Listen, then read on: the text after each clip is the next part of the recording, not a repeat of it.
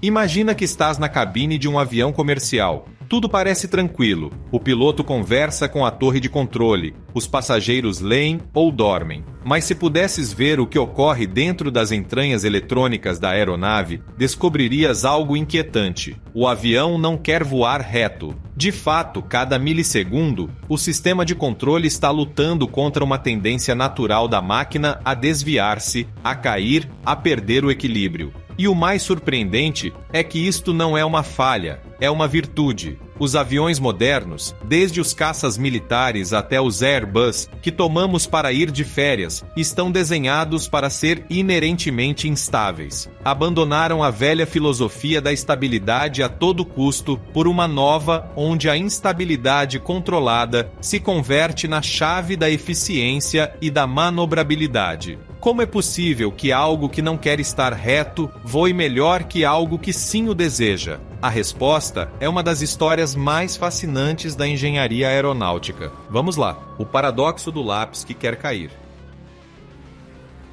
Para entender este paradoxo, comecemos com um experimento mental simples. Pega um lápis e tenta equilibrá-lo sobre sua ponta. É praticamente impossível, verdade? O mais mínimo sopro ou vibração o fará cair. Isso é um sistema com instabilidade positiva. Qualquer perturbação tende a amplificar-se e afastá-lo de sua posição de equilíbrio. Agora coloca o mesmo lápis deitado sobre uma mesa. Podes empurrá-lo, soprar-lhe, vibrar a mesa, e sempre voltará à sua posição estável. Isso é um sistema com estabilidade positiva. Qualquer perturbação gera forças que o devolvem ao equilíbrio. Durante décadas, desde os tempos dos irmãos Wright até bem entrada a segunda metade do século XX, todos os aviões foram desenhados para ser como o lápis deitado, inerentemente estáveis.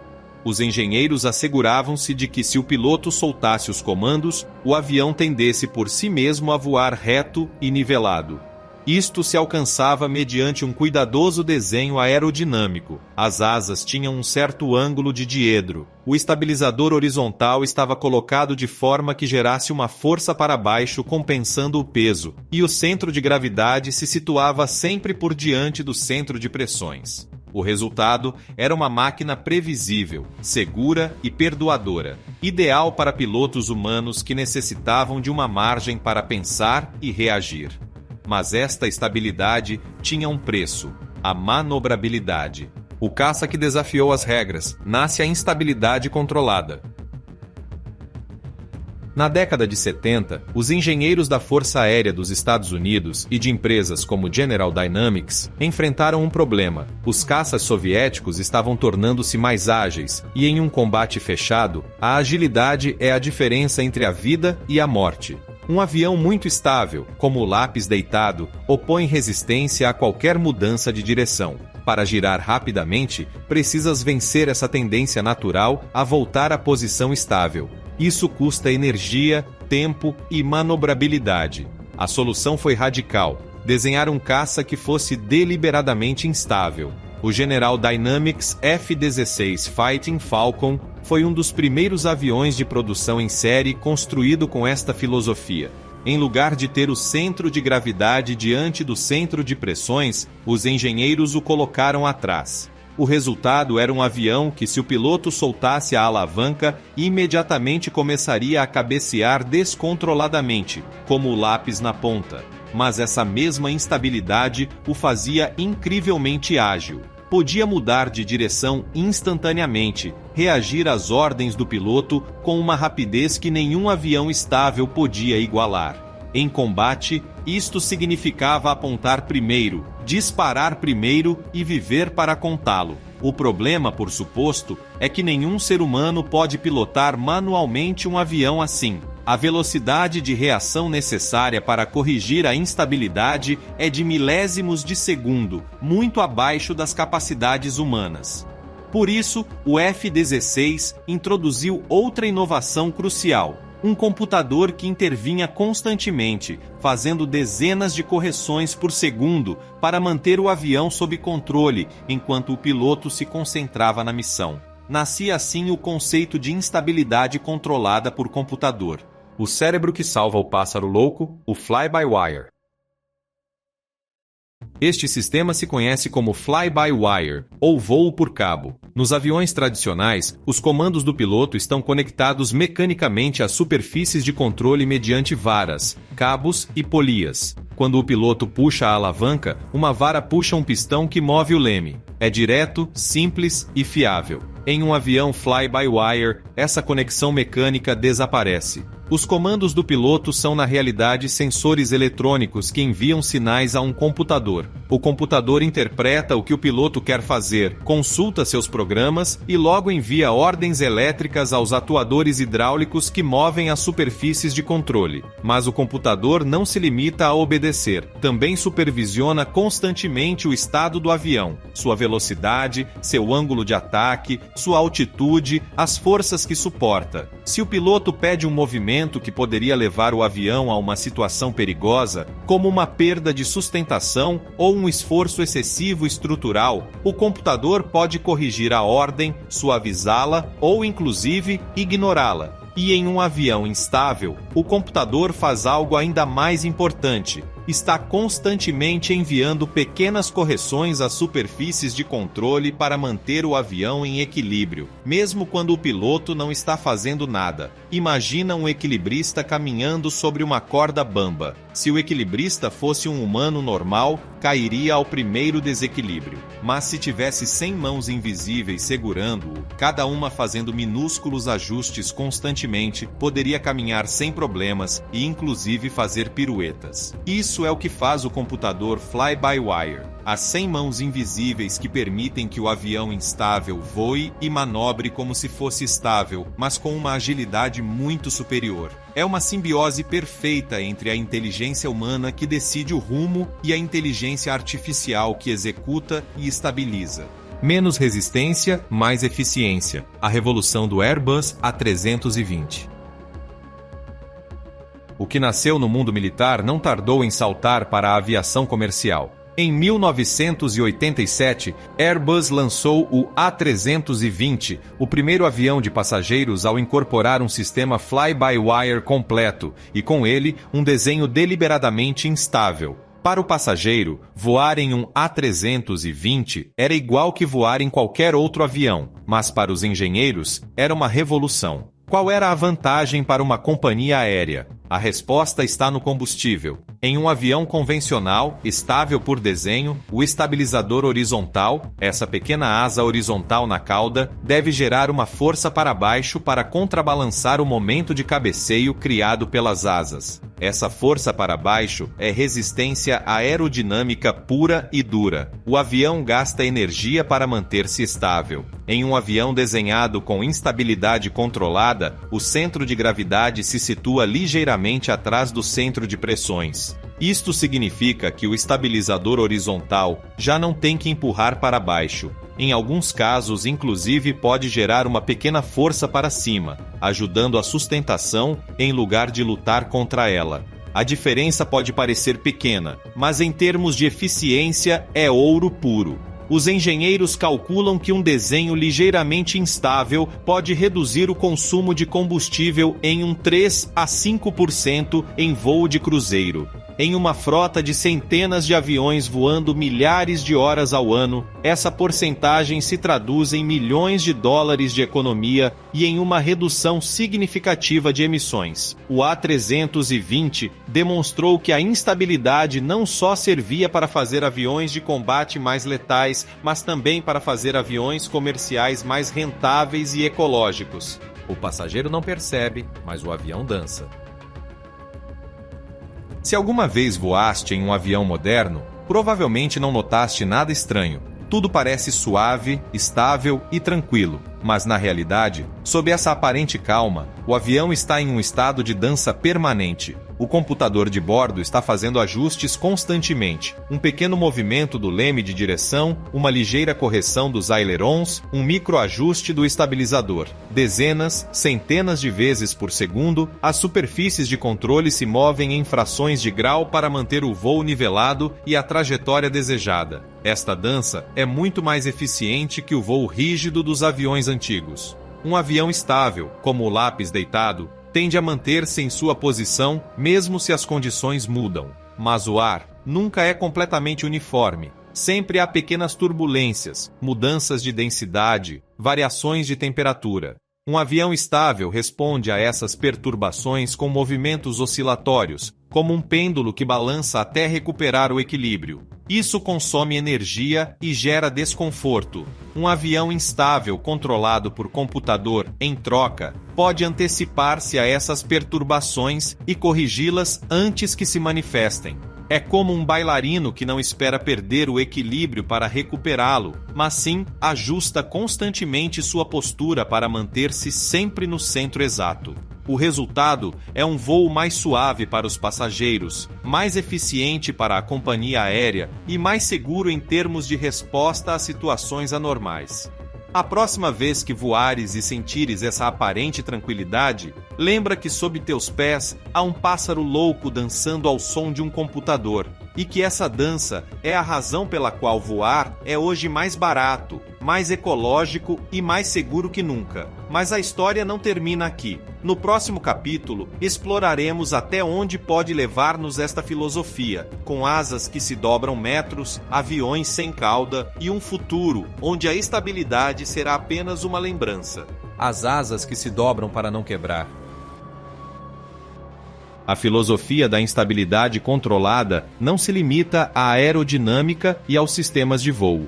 Invadiu também o desenho estrutural dos aviões modernos, dando lugar a uma paradoxo similar. As asas já não são essas estruturas rígidas e imóveis que imaginamos. Hoje, as asas dos aviões comerciais estão desenhadas para dobrar-se, e dobrar-se muito. Se alguma vez viste um Airbus A350 ou um Boeing 787 em voo, talvez tenhas notado que as pontas de suas asas parecem elevar-se ligeiramente. O que não podes ver a olho nu é a magnitude dessa flexão. Em condições de voo normais, as asas destes aviões podem dobrar-se para cima vários metros em relação à sua posição em terra. É como se o avião tivesse asas de borracha, mas não são. São dos materiais mais avançados que existem, principalmente fibra de carbono, e essa flexibilidade é totalmente intencionada. Por que os engenheiros querem asas que se dobrem? A resposta é a mesma que no caso da instabilidade aerodinâmica: eficiência e peso. Uma asa rígida necessita ser mais pesada e robusta para suportar as mesmas cargas que uma asa flexível. Ao permitir que a asa se dobre, as cargas se distribuem de forma mais uniforme e se absorvem melhor as turbulências e as rajadas de vento. É como a diferença entre um poste de ferro e uma vara de pescar. O poste quebra se o dobrares demais. A vara se dobra e volta ao seu lugar. As provas às quais se submetem estas asas são quase incríveis. Durante a certificação do Airbus A350, os engenheiros levaram uma asa ao seu limite em uma bancada de provas estática. Seguraram a asa por uma extremidade e aplicaram cargas enormes mediante macacos hidráulicos. O objetivo era demonstrar que podia suportar uns 50% mais da carga máxima que jamais experimentaria em voo. Quando chegaram a esse ponto, a asa se tinha dobrado mais de 5 metros para cima. Para que tenhas uma ideia, isso é mais alto que um andar de uma residência. E a asa não quebrou, simplesmente continuou dobrando-se, demonstrando que estava desenhada para absorver energias que destruiriam qualquer estrutura rígida. Essa flexibilidade, essa instabilidade estrutural controlada, é o que permite que os aviões modernos sejam mais leves, consumam menos combustível e voem mais longe. O limite do invisível, quando a instabilidade é demais. Mas, como tudo em engenharia, a instabilidade tem um limite. Não se trata de deixar que o avião dance sem controle, mas de dançar dentro de uma coreografia estritamente definida. E aí entram em jogo as proteções de voo, os limites invisíveis que os computadores impõem às manobras do avião. Quando um piloto move a alavanca em um avião fly-by-wire, não está ordenando um movimento concreto dos ailerons ou do leme. Está ordenando uma intenção. Quero girar à esquerda, quero subir, quero descer. O computador recebe essa ordem, consulta suas bases de dados e decide a melhor maneira de executá-la sem sair dos limites de segurança. Se o piloto, em uma situação de emergência, puxa a alavanca com força demais pedindo uma subida brusca, o computador pode limitar esse movimento se detecta que o avião se aproxima de uma perda de sustentação. Se o piloto tenta uma curva fechada demais em alta velocidade, o computador suaviza a ordem para evitar um esforço excessivo estrutural. Estas proteções são a rede de segurança que permite que os aviões voem à borda da instabilidade sem cair no abismo. Estão calibradas com margens enormes, baseadas em centenas de milhares de horas de simulações e provas reais. O avião nunca, jamais, deveria aproximar-se de uma situação onde a instabilidade se torne incontrolável. Mas, se por alguma razão ocorresse, o computador intervém antes que o piloto humano possa reagir, corrigindo o rumo e devolvendo o avião à zona segura. É como ter um instrutor de voo invisível sentado ao lado do piloto, vigilando cada movimento e pronto para corrigir qualquer excesso. O fator humano. O que acontece se falham os computadores? Chegados a este ponto, a pergunta é inevitável. E se falham os computadores? O que ocorre se essas 100 mãos invisíveis que seguram o equilibrista desaparecem de repente? A resposta está na obsessão aeronáutica pela redundância. Um avião moderno como o Airbus A380 ou o Boeing 787 não tem um só computador de voo, mas sim múltiplos sistemas independentes. O A380, por exemplo, tem 7 computadores principais que podem controlar o voo, cada um com seu próprio software, seus próprios sensores e sua própria fonte de alimentação. Durante o voo, estes computadores votam constantemente. Se um deles dá uma leitura que não coincide com os demais, os outros o ignoram e seguem trabalhando. É um sistema democrático onde a maioria decide, e a maioria sempre está formada por computadores que funcionam corretamente. Mas os engenheiros são ainda mais previdentes. Desenharam modos de reserva para situações verdadeiramente extremas, onde inclusive essa democracia de computadores falha. Em alguns aviões, existe um modo chamado direto ou mecânico, que, embora limitado, permite ao piloto recuperar o controle básico do avião sem intervenção dos computadores principais. Neste modo, o avião pode tornar-se mais estável aerodinamicamente, como os antigos, embora com menos prestações e maior carga de trabalho para a tripulação. E os pilotos estão treinados para isso. Nos simuladores, praticam uma e outra vez situações onde os computadores falham e devem voar o avião em modo degradado, confiando em suas habilidades e nos instrumentos de reserva. É um treinamento duro, mas necessário, porque em aviação, a última linha de defesa sempre é o fator humano. Os aviões do futuro, instabilidade total e formas impossíveis.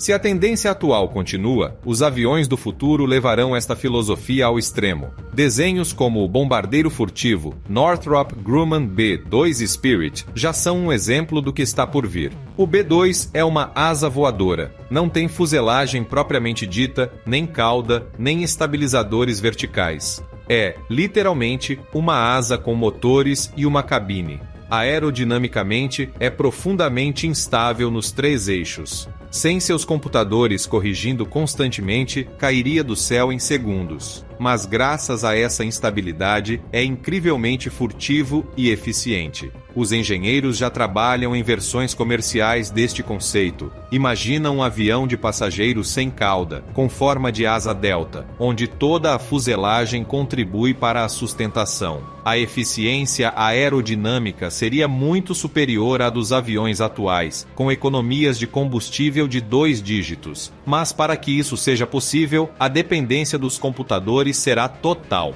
Não haverá modo direto nem reserva mecânica. O avião simplesmente não pode voar sem seus cérebros eletrônicos. Além disso, tecnologias como o controle de camada limite prometem revolucionar ainda mais o voo. Consiste em sugar a camada de ar mais próxima à fuselagem, essa que gera a maior parte da resistência, para que o fluxo seja mais laminar linear e eficiente. É um conceito que requer um controle finíssimo e constante, impossível de alcançar sem computadores ultra-rápidos. O futuro do voo será, sem dúvida, um futuro de instabilidade controlada, de formas impossíveis e de algoritmos governando cada movimento.